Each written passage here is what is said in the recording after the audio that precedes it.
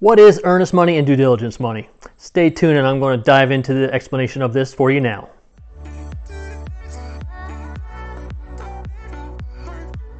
Hey everyone, Shane Gordon with eXp Realty here in the Charlotte, North Carolina region. So you found the home that you love and you're ready to put an offer in.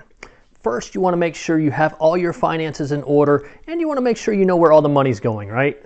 Now, before I go into this, please hit that like button and subscribe to my channel so you can receive more great videos like this every week on Thursdays. So one of the biggest questions I get is, what are earnest money deposits and what are due diligence money deposits?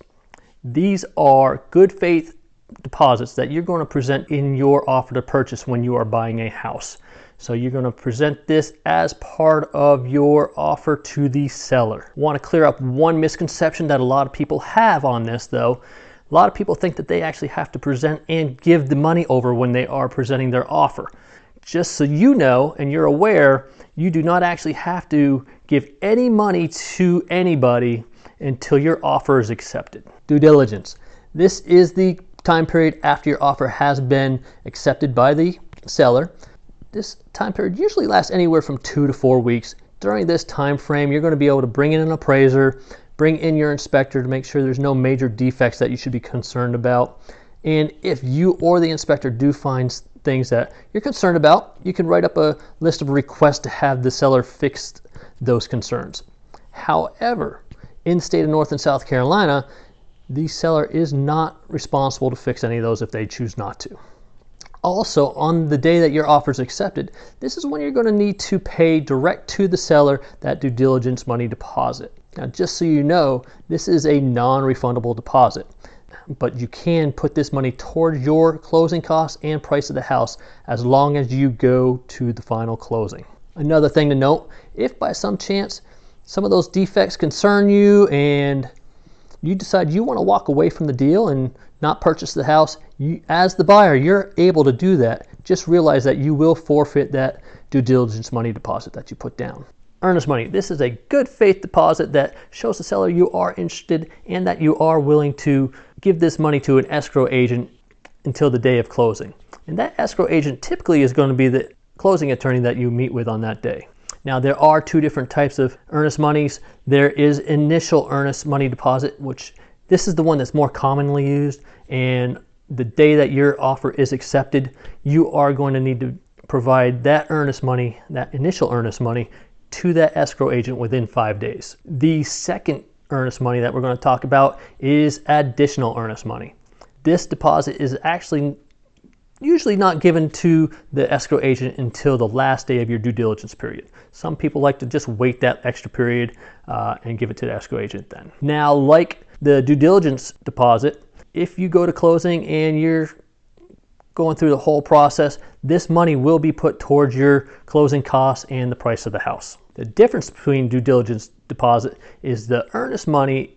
If you were, as the buyer, to decide that you do not want to go forward with the deal, something happened and you're just not comfortable with it, you are able to walk away and that escrow agent will return your earnest money for you and to you. How much should I put down? This is a very important question, and as you can imagine, one that gets asked quite often.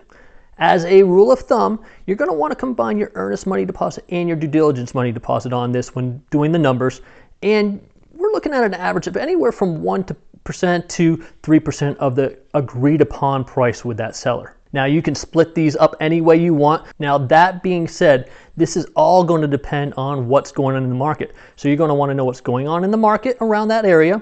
You're also more specifically going to want to know what's going on with that particular house, right? So this has been a crazy market, as I'm sure you've heard. So if there are multiple offers, you're going to want to know that. With multiple offers, you are going to want to set your due diligence deposit a little bit higher, maybe even a lot higher, and include earnest money as well. You want to show that seller that you are serious in purchasing their home. Now, on the other side of things, if you do the research and you have a real estate agent there to help you to do the research, and you find that the house has been on the market for a long period of time, whether it's 50 days or 100 days or more, when the average this time period has been right around 16, 17, 18 days of days on market, you want to know those things. Also, has there been any price drops? So if it's been one price drop, two price drops, the more you see of those, you're going to be able to put a lower offer in there. And you may you may even be able to not have so much due diligence money in there, if any at all, and just earnest money. This is where it's helpful to have a trustworthy and knowledgeable real estate agent such as myself to help walk you through these steps and really dig for that information so you can walk in with as much knowledge about what's going on with the house that you're interested in. Hopefully this has helped you answer your questions about deposits. I post videos every Thursday about real estate and information about the Charlotte and surrounding areas. If you have any further questions, please feel free to comment below or just contact me directly. I am very happy to help you answer any questions you may have. If you are thinking about moving to Charlotte, check out this video up here. Thank you again for visiting. Have a great day. Take care.